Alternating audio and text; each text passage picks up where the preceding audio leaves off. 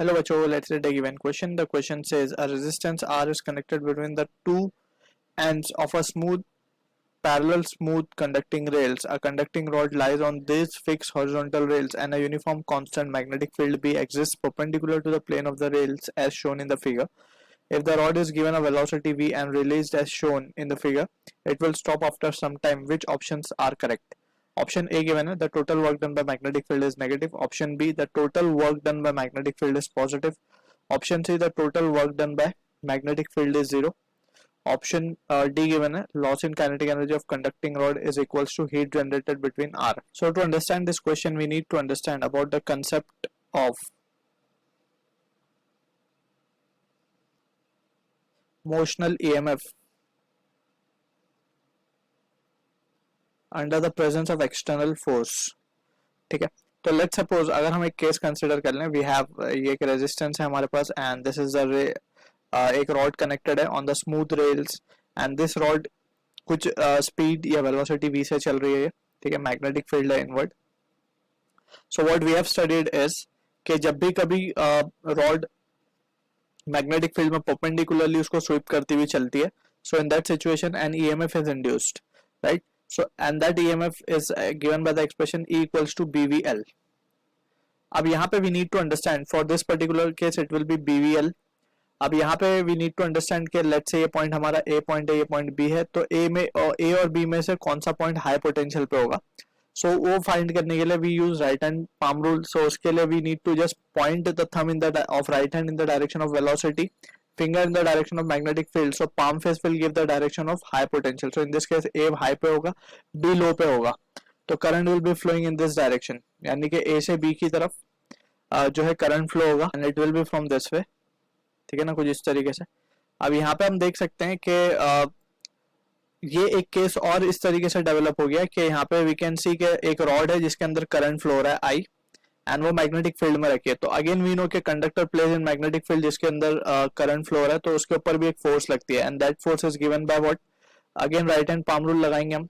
Thumb of right hand in the direction of positive charge यानी कि current and finger in the direction of field. So यहाँ पे एक force इसके ऊपर लगेगा जिसको हम कहेंगे एफ. तो ये F लग रहा है टुवर्ड्स लेफ्ट. अब ये F क्या करेगा, उस वेलोसिटी को अपोज करेगा एंड इवेंचुअली ये क्या होगा, ये जो रॉड है ये रेस्ट पे आ जाएगी, जो कि हमें क्वेश्चन में बोला भी गया है. ठीक है, और ये F की वैल्यू अगर हम देखें, so it is given by the expression IBL sin theta. sin theta is the angle between the length in which the length in the direction of current and I L cross B करते हैं basically हम यहाँ पे I into L cross B. तो and cross magnetic field का जो direction लेंगे हम उसके बेसिस पे वी कैन सी के परपेंडिकुलर है, मैग्नेटिक फील्ड और लेंथ परपेंडिकुलर है, तो यहाँ पे we are getting this result. ठीक है, अब यहाँ पे we need to also understand an important point. ये तो हमने जस्ट छोटा सा समराइज कर लिया पूरे कंसेप्ट को यहाँ पे. अब यहाँ पे we need to also understand के जो मैग्नेटिक फील्ड है, मैग्नेटिक फील्ड जो है वो कोई वर्क नहीं करती. मैग्नेटिक फील्ड की वजह से जो फोर्स आ रही है, and to be precise it will be called as magnetic force. So no work is done by this force. ऐसा क्यों बोल रहे हैं हम, इसको हम समझते हैं पहले. अगर हम ध्यान से देखें तो हमें पता है कि कोई भी चार्ज अगर मूव कर रहा है मैग्नेटिक फील्ड के अंदर, सो उसके ऊपर लगने वाली force that is given by the expression F bar equals to q v bar cross B bar. ठीक है ना. अब यहाँ पे अगर हम ध्यान से देखें तो फोर्स और वेलोसिटी वेक्टर हमेशा कैसे होंगे, परपेंडिकुलर होंगे. क्लियर है. अब हम इसको इस एक्सप्रेशन से भी समझ सकते थे कि F को हम क्या लिख रहे हैं एक्चुअली. अगर हम इन टर्म्स ऑफ डायरेक्शन लिखें तो it can be written as L bar cross B bar. ठीक है, अब L बार वही L बार एक्चुअली क्या है ना, करंट, क्योंकि एक वेक्टर क्वांटिटी नहीं है इसीलिए हम लेंथ को डिफाइन करते हैं इन टर्म्स ऑफ वेक्टर. ठीक है, तो लेंथ को हम वही डायरेक्शन में लेते हैं जिस डायरेक्शन में करंट फ्लो हो रहा है. So that is what the thing we need to be clear with over here. तो यहाँ पे हम देख सकते हैं कि बेसिकली वो चार्ज के डायरेक्शन में ही है. तो यहाँ पे हम देख सकते हैं एल बार और फोर्स दोनों ही परपेंडिकुलर होंगे आपस में क्योंकि क्रॉस प्रोडक्ट है ये. तो यहाँ पे हमें पता है कि फोर्स और वेलोसिटी अगर परपेंडिकुलर है, दिस इंप्लाइज दैट कि जो वर्क होता है, वर्क को हम क्या लिखते हैं basically, work is F S cos theta.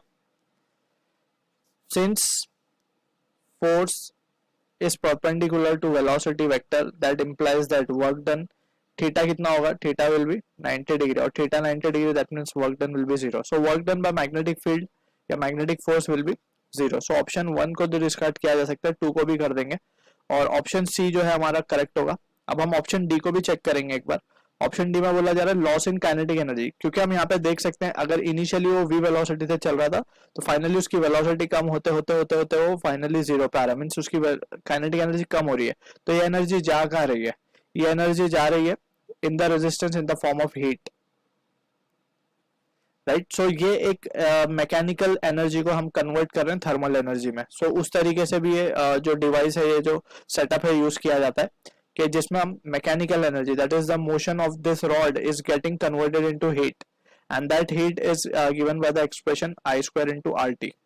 ठीक है ना. अब I का फॉर्मूला हम यहाँ से निकाल सकते हैं IBL से, and we can substitute it, और अगर हम H by T कर दें तो this will be giving us the value of power, that will be I square into R. ठीक है ना. तो जो रिजल्ट हमारे पास आता है वो एक्चुअली क्या आता है, I की जगह हम सब्स्टिट्यूट करते हैं F, that is the magnetic force है बेसिकली F. तो ये आएगा हमारे पास F square upon F square R upon B square L square. So ये रिजल्ट आता है पावर का, जो कि वो डिसिपेट कर रहा है. So loss in kinetic energy of conducting rod is equals to heat generated. अगर हम हीट जनरेटेड का एक्सप्रेशन निकालेंगे यहाँ से, राइट. सो एक्चुअली ये जो पावर का जो बेसिकली यहाँ पे हम देख सकते हैं जो मोशन हो रहा है इस रॉड का मोशन हो रहा है, और फाइनली ये जो वेलोसिटी जीरो हो रही है इसकी. ठीक है. तो in that case we can, अगर हम पावर कैलकुलेट करें, पावर लॉस यहाँ पे भी, तो सेम एक्सप्रेशन हमें मिलेगा F square R by B square L square. तो यहाँ पे ये loss in kinetic energy is equal to the power या फिर heat generated between R. So option D भी जो है हमारा करेक्ट है in this case. So I hope you understood the solution. All the best.